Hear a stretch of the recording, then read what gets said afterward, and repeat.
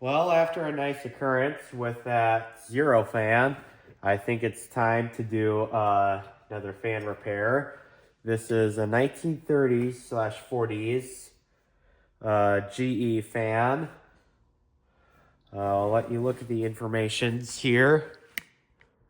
If they show up on video, I'm going to move this to the side.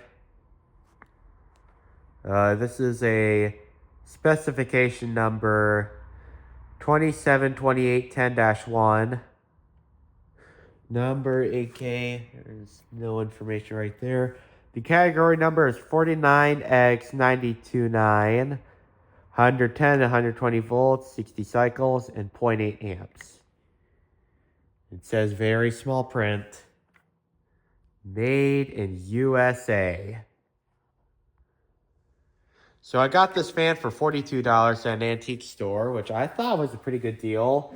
Because half the time I see these GEs and they're a pretty ridiculous price. But I thought that $42 was a perfect deal, so I bought it. And it's got some problems to it. The bearings they're a little stiff. And the main problem with this is the lead wire is messed up, or the head wire. And the cord right here is, the rubber is starting to deteriorate, which I don't know if that'll show on video or not, but, oh yeah, I think it's showing on camera. Yeah, I see those cracks in the rubber. Those are on the verge of being on the, getting exposed to the bare insulation of the wires, which is not good. So what we're going to do is we're going to take this fan apart and tune it up a little bit. So let's take these 3 screws off from the guard, which is pretty simple, straightforward. Now make sure you don't lose these screws, because I've been told before that these screws are not a standard size. So you gotta be very careful not to lose these. And that being said, you need to have a good sized bit in order to not strip these screws as well, because these are not replaceable. I mean, they are replaceable, it's just you would have to buy them at antiquefanparts.com, which sells screws for outrageous prices. So make sure you hold on to these, or else you might be flushing money down the toilet if you don't. And I have found that sometimes, oh yeah, this was easy. Yeah, sometimes these can be a pain in the butt to get off. And now some fun probably will await for the blade to get off.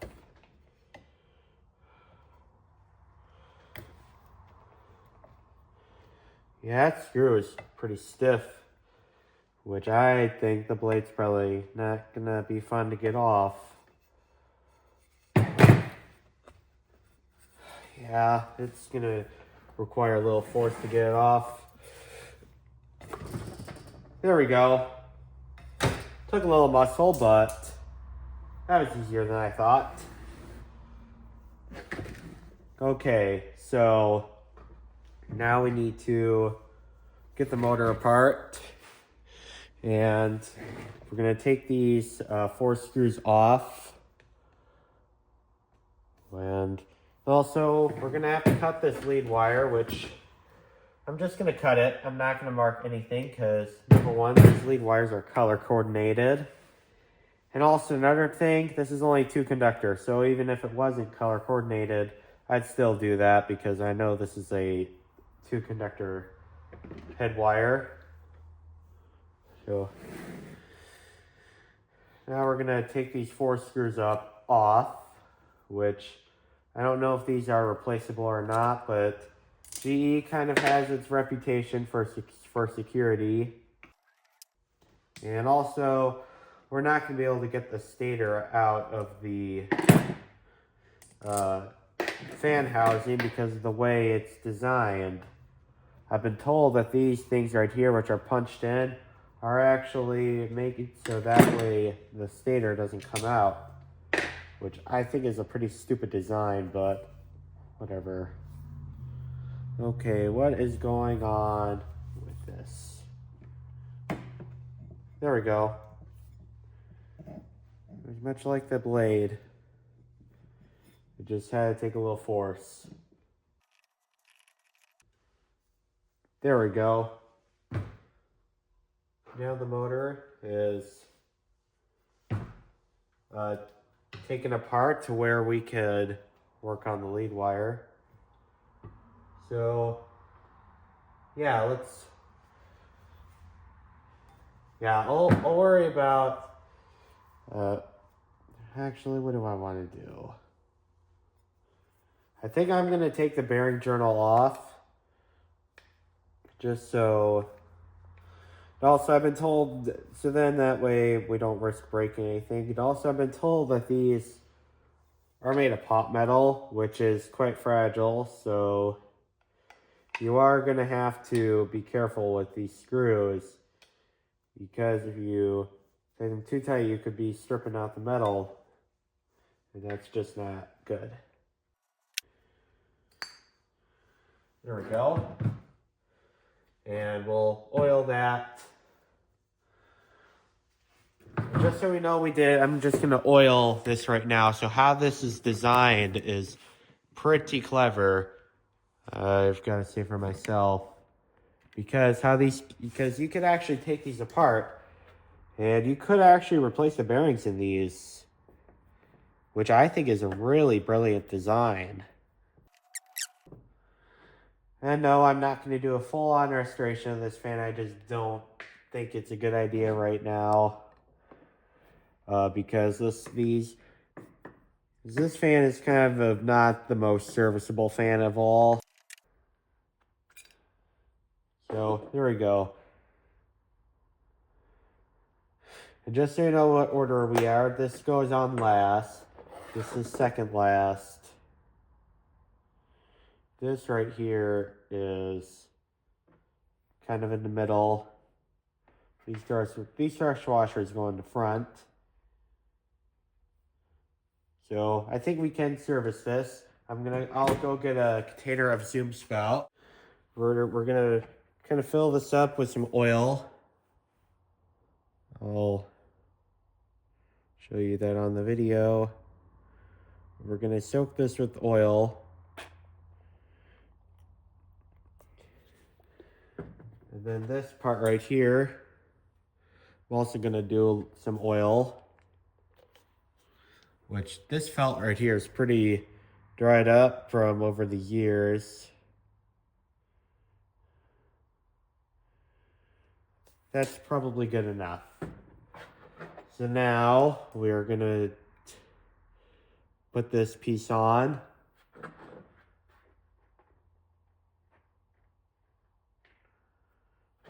And then this part will go on as well. And then the screws, which I'm gonna zoom out. So then, because I think it's gonna be a better angle to try to put these screws in.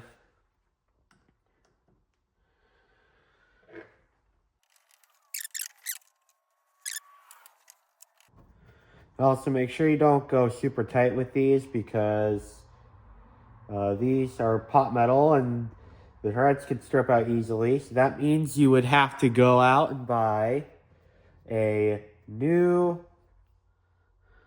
an all new thing of this, which is gonna stink.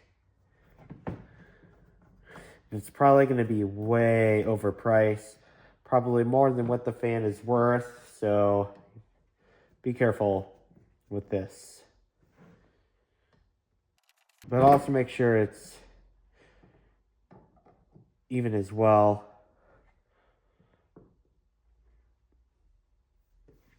All right, we'll set off to the side. And now we get to the fun part, which is rewiring this fan right here.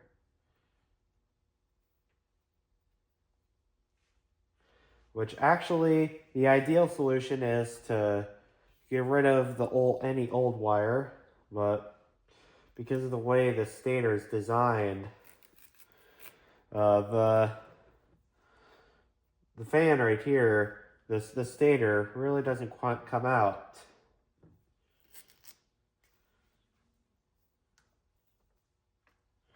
So we're just stripping out this insulation right here. So then I can work on the lead wires right here. So, and also to prevent the, do I want to take the gearbox off or not?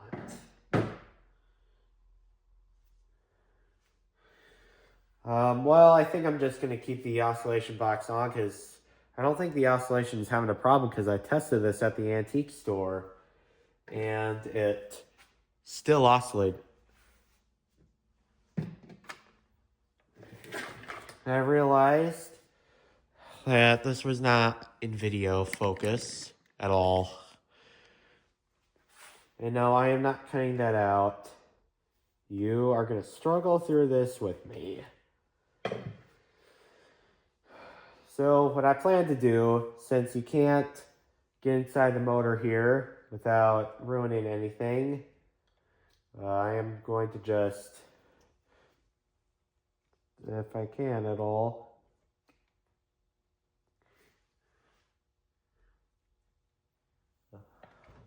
yeah, I think I'm just going to leave that last bit of insulation there. Yeah, these wires are pretty well deteriorated. But what I'm going to do is I'm just going to cut these about here. And I'm just going to splice on a new wire. Now I'm just going to put heat shrink over all of this. And that should be okay. It's not the way I want to do it, but since these motors are not very serviceable, that's probably what I'm going to have to do.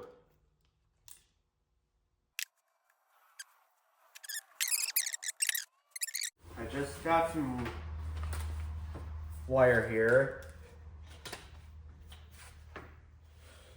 So, yeah, I'm just going to zip tie this to that coil right there since it is able to do it. And another good news is these wires have already been stripped. And I really hope that this goes well. Hopefully nothing like that Galvin fan that I had to service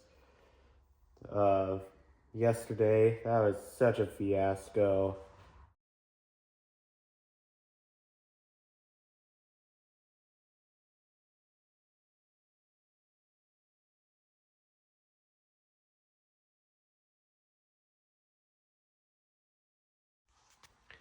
All right, so I just got the fan put back together. I didn't put the base cover on it yet, but unfortunately the rivets were so hard to get on. I just didn't put the base cover on yet. But I'm gonna use this in the bedroom here, and I'm just gonna have it lie on the base, and it just won't be secure. So therefore, we wouldn't be having to move this a whole bunch of times. But that's fine. So I replaced both the head wire and the cord because the cord is deteriorating. The rubber is still plenty flexible, but I mean, my standards, if the cord has even the slightest of issues, it's gone. I'm putting a new cord on it because the slightest issues could be a fire hazard when it comes to electricity. So now I'm going to show you guys the fan working. Here is low.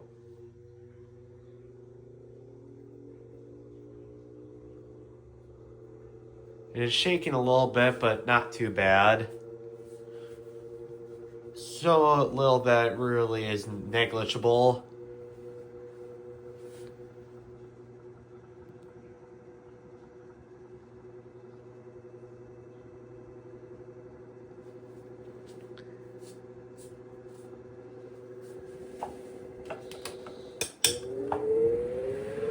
Now high.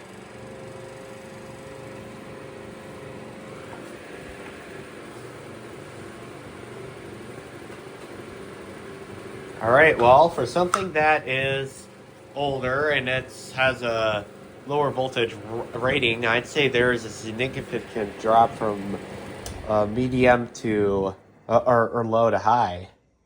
Because this is only a 2-speed fan. But I'd say it runs pretty good. The bearings are a little stiff still, but I probably am going to have to run it for a while. But anyway, I'm going to close off. Thank you guys for watching.